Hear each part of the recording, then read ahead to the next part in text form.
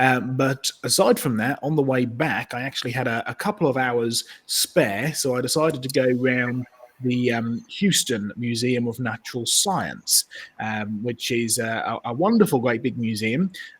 Two observations about it. It was very something that I've noticed about a lot of American museums is they tend to be very sort of thematic. So rather than the emphasis being on the fossils and things themselves, it's more about the models and putting all these dinosaurs on display and making it look really big and cool. And it was great to experience and have a look around. So I'll be putting a few reports on about that. But the fossils that they did have there, which weren't the casts or the fakes, were pretty spectacular. So what I thought I'd do now, just very briefly, is run through a few photos of them and talk about one or two of them, and maybe John or Craig or Diane or Glenn can sort of jump in and have a few comments as we go through them, because some of these are pretty spectacular and they have some really good pieces of evidence. So it's an example of some of the stuff that you can do and see when you go around some of these museums. So to start off with, this is a big Jurassic specimen from the Solnhofen in Germany. It's the original Jurassic, which is of course what the Jurassic rocks are named after, the Jura Mountains, which are in Germany. And this is a coelacanth fossil. And we've also got the coelacanth there as well, their modern reconstruction next to it. And of course, this is the famous one where you had a fish, which was only known really from the fossils. It had short, stumpy legs and or fins that they thought were evolving into legs, because they were sort of short and stumpy and unusual, and considered to be extinct for many millions of years until the modern living one turned up in a fish market in, I think, Cambodia or the Philippines or somewhere like that, wasn't it? And surprisingly to the evolutionists anyway, who were hoping that this was some kind of a fish that was on its way to evolving legs, it turns out that the fins act as fins, not as legs, and they are deep sea creatures, so they're nowhere near close to evolving legs, even if they wanted to. But still, pretty spectacular example of a living fossil, and one of the first living fossils really to come to public prominence, because I know that you've said many times, John, that living fossils are one of evolutionists' best kept secrets. You know, they don't really talk about it or discuss it that much. That's certainly true, Joe.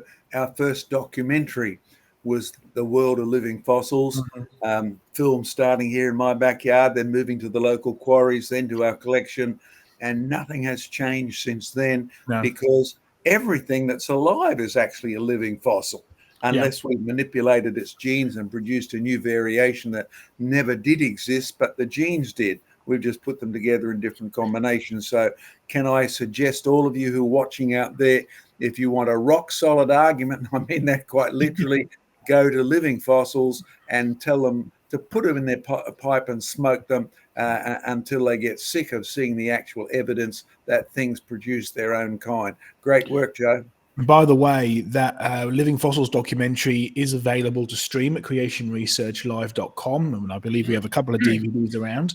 However, it's a brilliant documentary. So it was the first one that Creation Research made way back in 1989, I think it was filmed. 1990 it was put out. So it's getting on a little bit. And since then, we've had a lot more fossils that are living fossils and some really spectacular examples. So one of the projects we're trying to work on is to remake the world of living fossils.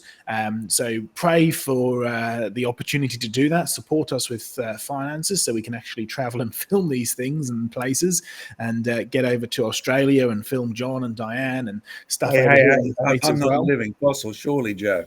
No. You're the presenter. You get the privileged presenting role. Well, and probably a few more years before you reach living fossil status, but we'll be ready. Here's one that I know you've got one of these in your collection, John. We've actually got the modern example of this in our UK museum, the big guitar fish. Again, this is from Jurassic, Solnhofen. Although this was enormous. I mean, that whole slab is about 1.5 meters along, so it's pretty big. What's that? That's sort of six foot, something like that. That's 5 feet. 5 foot, yeah. It was pretty enormous. And again, another example of a living fossil, as well as something that's actually preserved beautifully, because this is a guitarfish. It's in the sort of the shark family, the ray family, right? It doesn't have any hard bones. It's all cartilage. So it's got no hard bits really to fossilize. So the fact that you've got it fossilized is a pretty spectacular example of rapid fossilization as well. John, you should recognize this. Yes, we went collecting when you were out here last time. We did. That's a stromatolite, algal sort of formation that traps sand in layers. And yes, the evolutionist loves them as thinking of the most primitive life form on the planet. Well, they'd actually dated this one to be about 2.5 billion years old.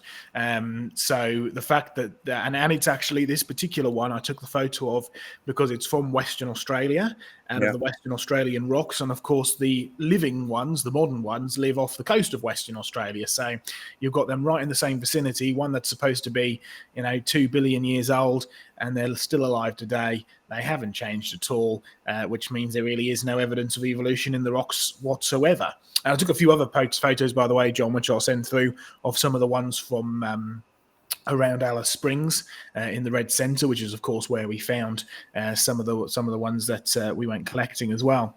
This was pretty cool. I've added a couple of little bits to it, but again, this was a huge slab, again about 1.5 meters, so sort of 5-6 foot across, but it had this enormous fossil fish in the middle. And they actually had given it a name, angelfish. They said it was an ancient angelfish. And angelfish and parrotfish are in the same kind of grouping. They get fairly sizable today. They tend to eat a lot of the algae and stuff off of coral. And of course, the parrotfish with their great big thick jaws break off the coral and swallow it down and digest it. They're all in the same kind of grouping. But they describe this as an ancient parrotfish. Well, number one, there's your modern parrotfish, angelfish next to it, sort of in size. So number one, it's the same kind, so there's not really been any evolution, but you can tell that there has been some change. Namely, the change has been downhill change. It's been devolution.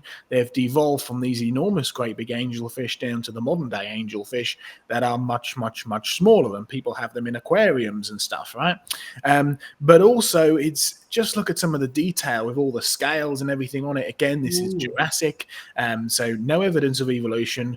Great evidence of good to bad to worse, which is, of course, what the Bible describes, and also great evidence of rapid fossilization as well.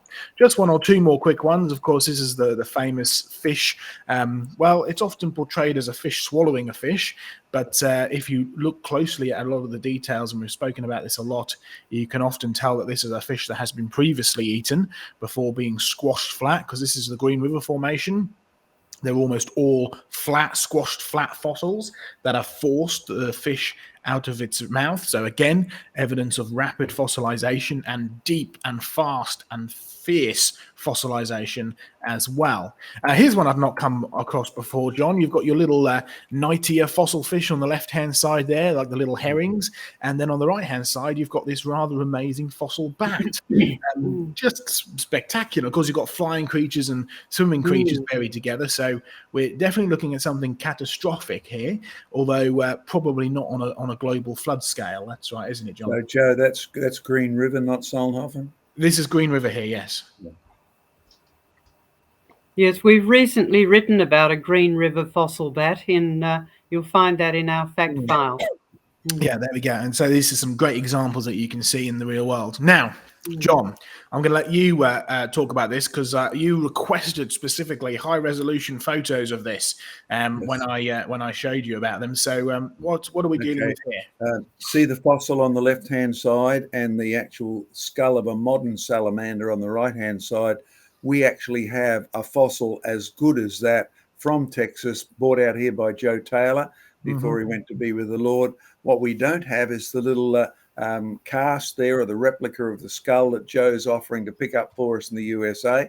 Not all that expensive, but it will look like our display in the new Creation Discovery Centre here in Brisbane. And I'm really pleased to tell you, Joe, apart from the fossil bat, we have samples of every fossil you've showed so far in our Creation Museum. I'm a bit envious sometimes of the size of some of theirs, but then my luggage doesn't go to carrying a 2-meter long fossil angelfish back to Australia.